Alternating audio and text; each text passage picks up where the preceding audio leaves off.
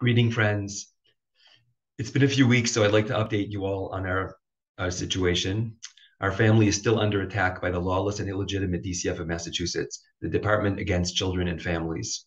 Not only that, but these rogue communists have begun harassing our relatives in different states as well. It's incredibly infuriating that they recently descended on the home of one of our elderly relatives just as the Sabbath was beginning. When our relative refused to grant them entry to their home at such a holy time, these scoundrels continued to threaten and intimidate this relative with menacing policemen for well over an hour. And then, after they left, a different group of policemen returned a short while later and continued the public humiliation, harassment, and intimidation in that neighborhood. My dear elderly relative, who happened to be all alone at the time, was left traumatized and shaken to the core. A brazen desecration of our holy Sabbath and an unprecedented assault on our family and on that particular family member. Other relatives of ours have likewise been targeted, victimized, and harassed. This despotic police state behavior is simply unacceptable here in the United States. This is a modern-day inquisition. I and my family were ambushed by these villains for no other reason than my outspoken position against medical tyranny. So the medical tyrants themselves concocted a false narrative, a libelous claim that my children are being neglected. What neglect, you ask? Because we don't bring our children to compromised pharma-peddling pediatricians for yearly physical examinations? Because our children are, thank God, healthy and don't need modern medicine? Because we cured our child from a serious chronic medical condition with natural herbs and no meds? Because we avoid pharmaceutical toxins and lethal vaccines?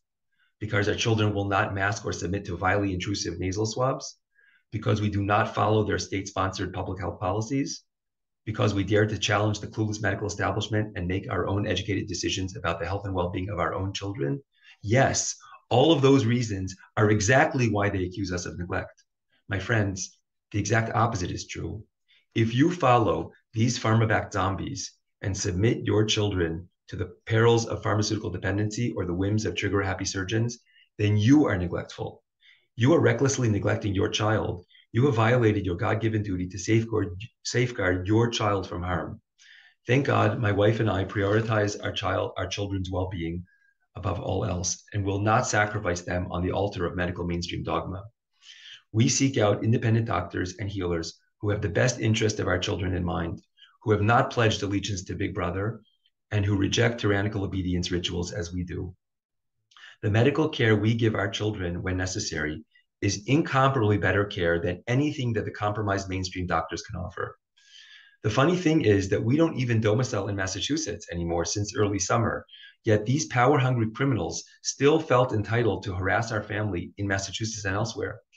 The DCF should be defunded, and all the lowlifes who work for it should be prosecuted for their unspeakable crimes against children and family that they've perpetrated. All the jab-pushing Dr. Mengeles of Massachusetts and elsewhere should likewise be prosecuted and brought to justice for their unspeakable crimes against humanity. I would like to publicly acknowledge all my dear friends and supporters who have joined protests, whether in person, like today in front of Boston's DCF office, or in writing. We believe that all these efforts have been amazingly helpful, and we humbly request that you continue making your voices heard in protesting this grave assault on our family. My wife and I are deeply grateful for all your support. However, despite all these wonderful efforts, the DCF is still relentlessly threatening us. At this time, I would like to turn to you, my dear friends and fellow human beings of human conscience everywhere, to brainstorm other ways how we can bring this extraordinary persecution of my family to an end. If you have any creative ideas or avenues that we haven't yet pursued, please let us know. May God Almighty bless you for all your assistance and support at this precarious time. We look forward to better times in the near future when all this unlawful tyranny and assault on children and families will end. Let freedom ring.